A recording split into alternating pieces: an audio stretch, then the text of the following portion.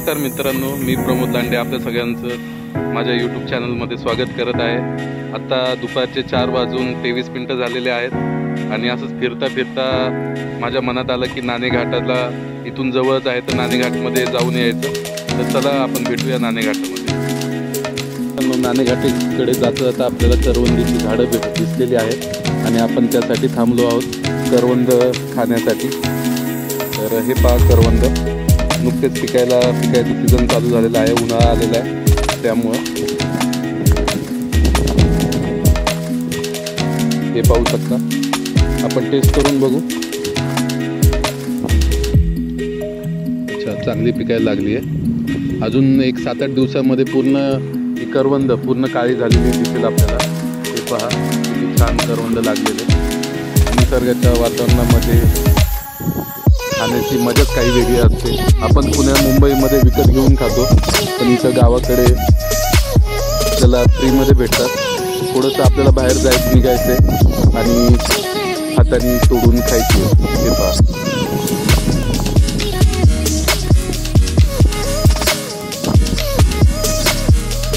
चवीला एकदम गोड अशी करवंद आहे। याला आपण डोंगरची काळी मैना पण म्हणतो। काही करवंद मी माझ्या मुलांसाठी पण तोडून घेणार आहे।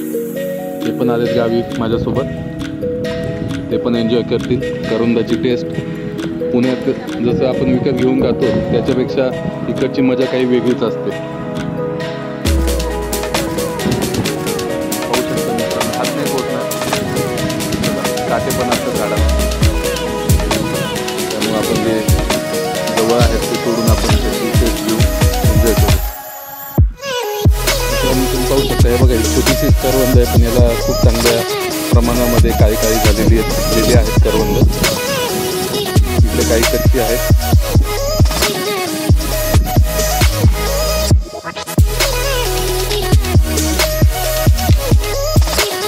गोड करवंद,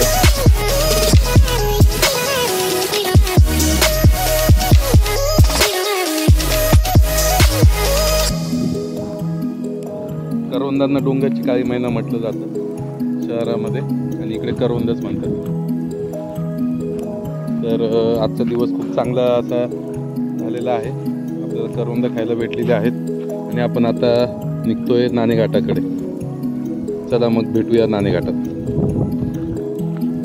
जीवदान किल्ला दिसतोय टॉवरच्या पलीकडच्या बाजूला। हा इथे नाणे घाट आहे आणि हा समोर जो दिसतोय सह्याद्रीची पर्वतरांग, याला नवरा नवरीचा डोंगर बोलला जातो। त्याच्या मागं कारण आहे की ही याची प्रतिकृती जी दर्शवते, जसं जुन्या काळी लग्नाच्या वेळेस नवरा नवरी पुढं चालायची आणि त्याच्या मागे वऱ्हाड, तसा हा नवरा नवरीचा डोंगर आणि त्याला वऱ्हाड डोंगर पण बोललं जातं।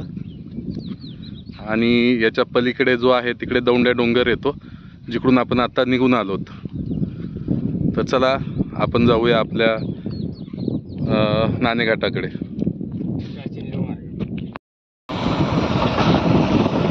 केलं का मित्रांनो, आपण नाणे घाटाच्या जवळ आलो आहोत। तुम्ही पाहू शकता रस्त्याचं रुंदीकरणाचं काम चालू आहे।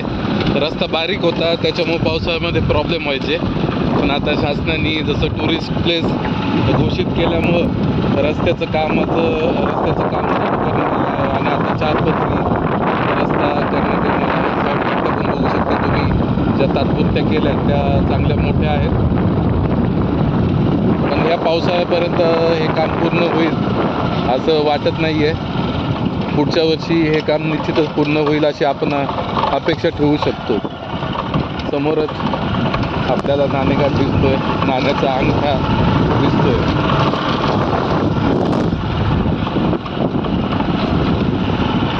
तुम्ही बघू शकता अंगठा नाण्याचा। त्याला अंगठाचं नाव का पडलं तर पूर्णपणे थम्सच्या आकाराचा असा अंगठा आहे।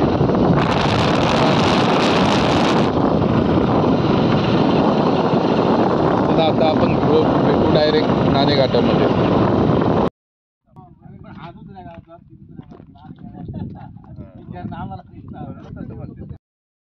आलो आहोत आता नाणे घाटामध्ये। तुम्ही पाहू शकता नाणे घाट। आता बऱ्याच लोकांना प्रश्न पडेल याला नाणेघाट का म्हटलं जातं। घाट ह्या शब्दाचा अर्थ सगळ्यांना माहिती आहे, पण इथे इसवी सन पूर्व शतक 2 मध्ये सातवाहनांनी ह्या मार्गाचा प्रथम उपयोग केला व्यापारासाठी. आणि ह्या व्यापारामध्ये बरेचसे युरोपियन देशांची लोक इकडे व्यापार करायला यायची महाराष्ट्रामध्ये, भारतामध्ये. ते कोकण किनारपट्टीवरती उतरून ह्या मार्गाने पठारावरती महाराष्ट्रामध्ये यायचे आणि त्यासाठी टोल पे करायला लागायचं, त्यांना टोल द्यायला लागायचा, जो नाण्याच्या स्वरूपात होता. त्यावेळेस सातवाहनांच्या काळामध्ये नाण्यांचा टोल पे करून हा घाट उपयोगात आणून ते व्यापारी वरती घाट चढून यायचे. त्यामुळे ह्या घाटाचं नाव नाणेघाट पडलं. तुम्ही पाहू शकता की जुन्या पायऱ्या होत्या त्या जीर्ण झालेल्या आहेत, कारण इसवी सन पूर्व 2 शतक, 2रे शतक त्या काळापासून ह्या घाटाचा उपयोग होत आहे. अतिशय प्राचीन अशी ही वास्तू आहे नाणेघाट. इथून तुम्ही पूर्ण असा खालचा कोकण भाग पाहू शकता. छान असं धुकं पडलेलं आहे, वरती सूर्य आहे. तर चला आपण पुढे जाऊ. आता काय आपल्याला पाहायला भेटतंय ते पाहू.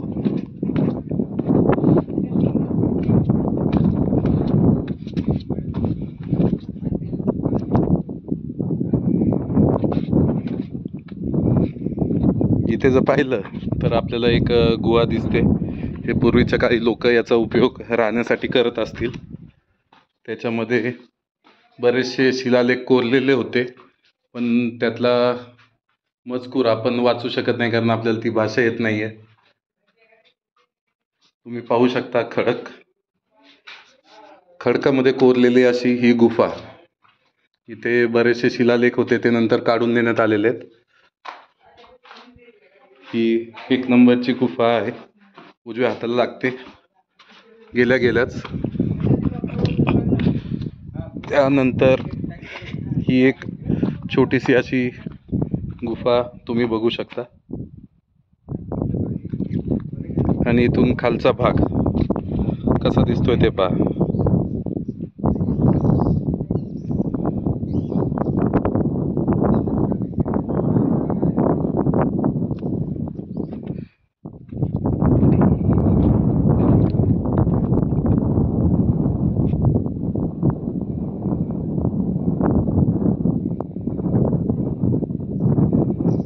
अतिशय सुंदर असा हा नाणेघाट.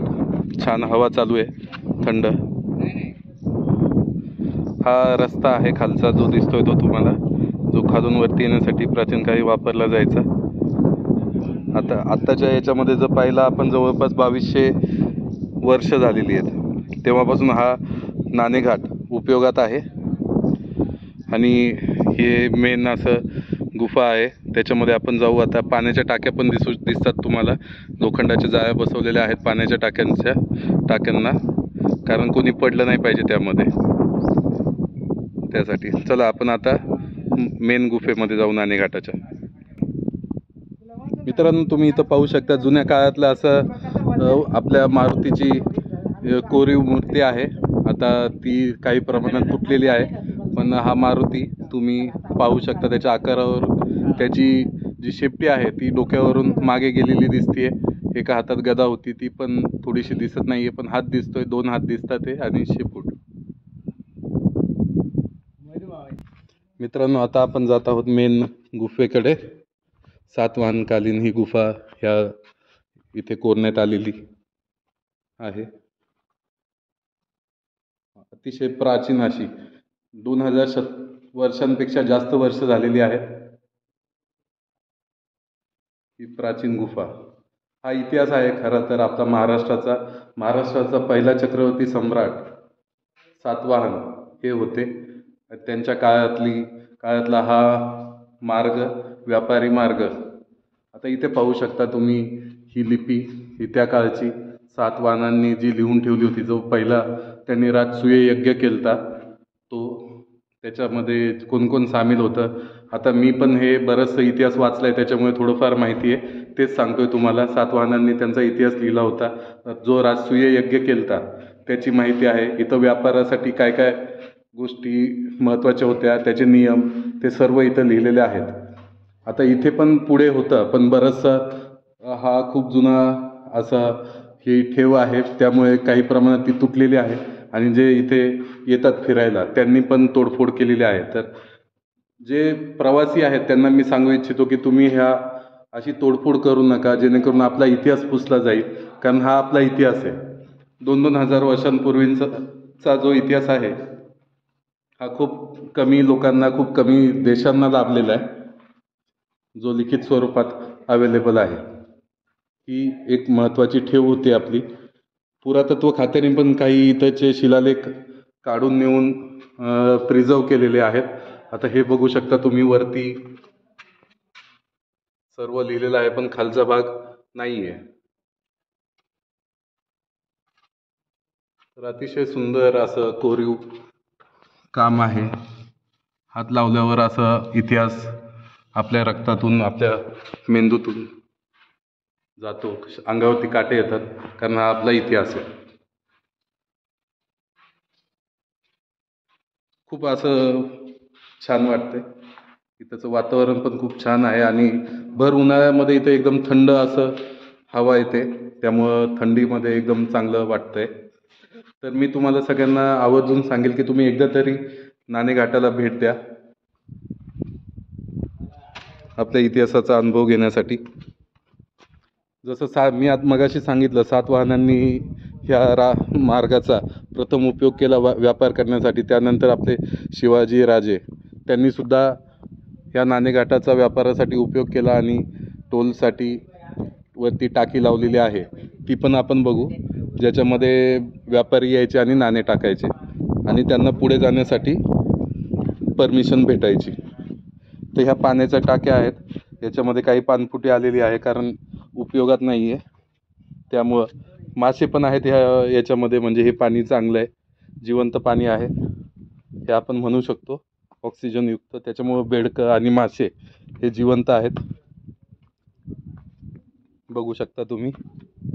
तर इथे 1 2 3 4 5 6 आणि वरती एक 7 अशा पाण्याच्या टाक्या आहेत. आता इथे थोडंसं रिस्की आहे कारण खोली खूप जास्त आहे, त्यामुळं रेलिंग लावलेले आहेत शासनाने, दुर्घटना होऊ नये म्हणून. तुम्ही पाहू शकता ह्या रेलिंगच्या पुढे कोणीही जायचा प्रयत्न करू नये. तर हे असं निसर्गरम्य वातावरण नाणेघाटामध्ये आहे. एकदम सुंदर असा सह्याद्रीचा डोंगर, तिथे वरती पण गुफा आहे, इकडे पण आपण जाऊ शकतो. आणि हा काळा पाषाण डोंगररांग. इथे ट्रेकिंगला लोक येतात, त्यांनी बघा इथे हुक लावलेले आहेत वरती ट्रेकिंग करण्यासाठी. असं जसं तुम्ही पुढे जाताल ते हुक भेटतील. ट्रेकिंगसाठी एक चांगला अनुभव इथे भेटतो, त्यामुळे बरेचसे ट्रेकर पुणे मुंबईवरून येणारे नाणेघाटाला प्रेफरन्स देतात. हा नाणेघाट आपण आज पाहिला. आता आपण जाऊ अंगठ्याकडे. नाण्याचा अंगठा ज्याला म्हटलं जातं, कारण त्याचा आकार हा अंगठ्यासारखा आहे, त्यामुळं इथंचे स्थानिक लोक त्याला अंगठा असं म्हणतात. तर आता आपण चलूया अंगठ्याकडे. मित्रांनो, आपण जाऊ आता अंगठ्याकडे आणि जाता जाता पाहू जिथे टोल कलेक्ट केला जायचा तो रांजण, शिवाजी महाराजांच्या काळामध्ये आणि त्याच्या अगोदरच्या काळामध्ये जिथे टोल कलेक्ट व्हायचा ती गोष्ट बघू आपण. त्यानंतर जाऊ अंगठ्याकडे.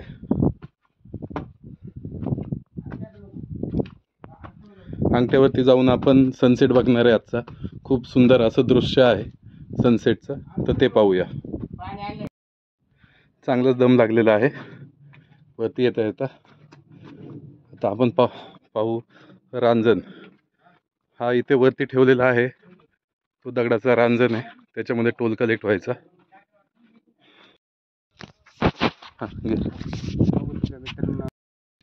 अंगठ्याकडे जातानाच आपण जसं वर चढायला लागतो तिथे आपल्याला जवळच एक कोरीवाची मूर्ती दिसते, जी गणपतीची मूर्ती आहे. तुम्ही पाहू शकता तिची पूजा झालेली आहे आणि ही मूर्ती सुद्धा खूप वर्षापूर्वीची आहे. अतिशय म्हणजे आपला भक्तीचा वारसा सुद्धा आपल्याला नाणेघाटावरती बघायला भेटतो, जो हजारो वर्षापूर्वीचा आहे. चला आता वर चढायला लागू अंगठ्याकडे.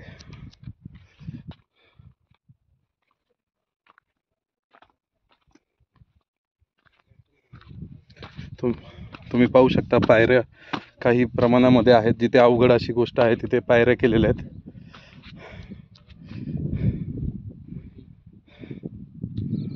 हा पुढे आपला वराडा डोंगर, इकडे जीवदान.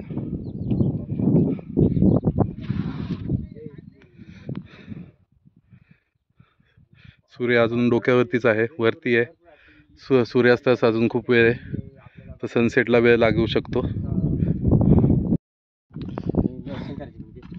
चला आपण चढू वर. इथे वरती जाता जाताच आपल्याला महादेवाची पिंड दिसलेली आहे, जी कोरलेली आहे. 2 पिंडे आहेत इथे, ही एक आहे छोटी आणि ही एक आहे. तर महादेवाला प्रणाम करून आपण पुढे चलू.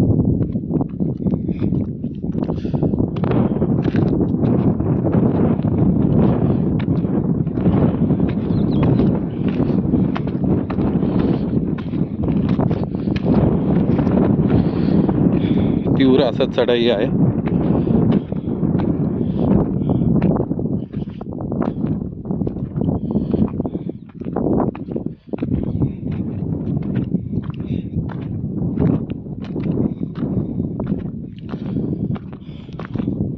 पावसाळ्यामध्ये इथे खूप गर्दी होते, कारण हा टुरिस्ट प्लेस आहे. इथं रिव्हर्स वॉटरफॉल सुद्धा जवळच आहे. त्यामुळे तर जुलै ते नोव्हेंबर हा काळ नाणेघाटाला प्रवास करण्यासाठी आणि इथच्या निसर्गाचं आनंद घेण्यासाठी खूप चांगला आहे. तुम्हाला यायचं असेल तर तुम्ही जुलै ते नोव्हेंबर याच्यामध्ये प्लॅन करू शकता. मस्त हवा लागतीये, दम पण लागतोय, पण हवेमुळे ते जाणून येत नाहीये.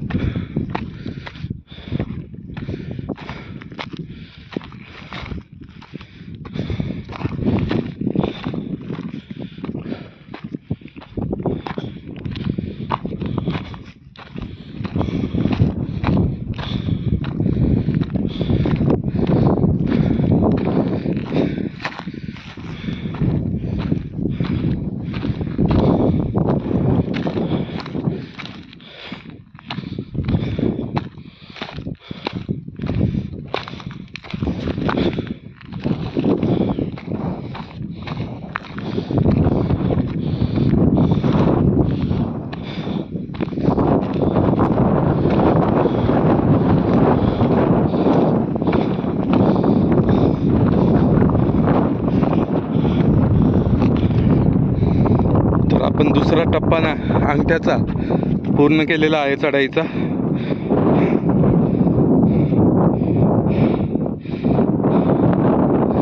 चांगले धूम लागलेले आहे. जीवदान किल्ला दिसत आहे आपल्याला आणि वानर लिंक सुद्धा दिसत आहे उजव्या साईडची.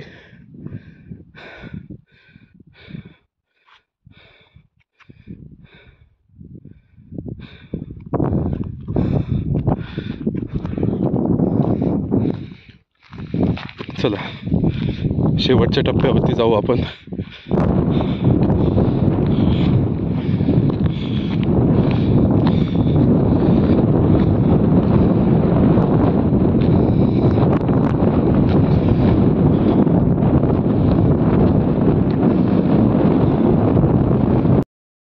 मित्रांनो, आपला शेवटचा टप्पा पण पार होत आहे आणि या प्रकारे आपण वरती आलेलो आहोत अंगठ्यावरती.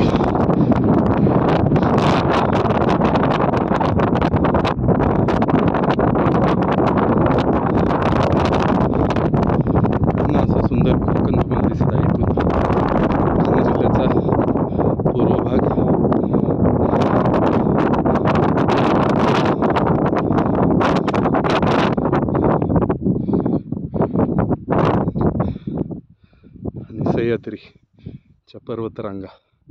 यांना महादेव डोंगर रांग पण म्हटलं जातं.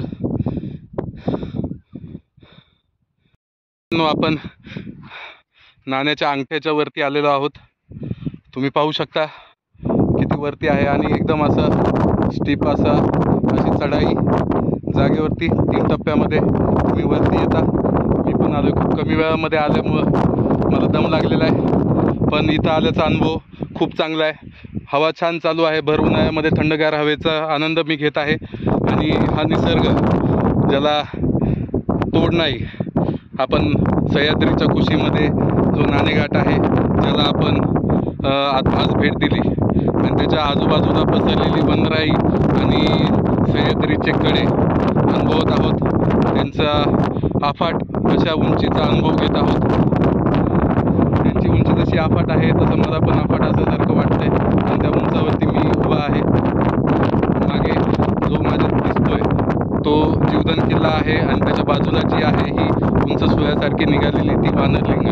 इथेचे स्थानिक लोक म्हणतात एका वानराने तिथून उडी मारली होती खाली येण्यासाठी आणि तो जिवंत राहिला होता, त्यामुळे त्या सोयाला वानरलिंग असं म्हटलं जात आहे. सह्याद्रीच्या कुशीमध्ये घाटघर आहे, त्याच्या पुढे नाणेघाट आहे. घाटघर आणि आजनवे यांच्या बाउंड्रीवरती नाणेघाट वसलेला आहे. जर तुम्हाला ह्या अशा सुंदर ठिकाणी भेट द्यायची आहे, ट्रेकिंगचा अनुभव घ्यायचा आहे, तर तुम्हाला पुण्यापासून जर यायचं झालं तर जवळपास 120 किलोमीटर अंतरावरती नाणेघाट आहे. त्यामध्ये तुम्हाला प्रथमतः नाशिक हायवेनी नारंगावपर्यंत यावं लागेल. तिथून पश्चिमेला एक रस्ता जातो जुन्नरला यायचं आहे. जुन्नरपासून तुम्हाला नाणेघाट जवळपास 25-28 किलोमीटर पडेल. त्याच ठिकाणी जर तुम्ही मुंबईवरून येत असाल तर मुंबईपासून जवळपास अंतर हे 150 किलोमीटर आहे. तुम्हाला मुरबाडवरून यायचं आहे. मुरबाडवरून मडपारगावपासून निमगीरखिंडी मागे नाणेघाट येऊ शकता किंवा डायरेक्ट जुन्नरला जाऊन घाटघर मार्गे तुम्ही नाणेघाटाला येऊ शकता. मित्रांनो, तुम्हाला हा माझा व्हिडिओ आवडला असेल तर माझ्या चॅनलला सबस्क्राईब करा, लाईक करा व्हिडिओला आणि तुमच्या मित्रांसोबत शेअर करा. माझ्या नवीन व्हिडिओसाठी तुम्ही अपडेट राहायचं असेल तर तुम्हाला सबस्क्राईब आणि सिलेक्ट ऑलचं बटन दाबावं लागेल, म्हणजे माझे पुढचे अपडेटेड व्हिडिओ तुमच्यापर्यंत पोहोचतील. तर मित्रांनो, धन्यवाद आणि बाय बाय.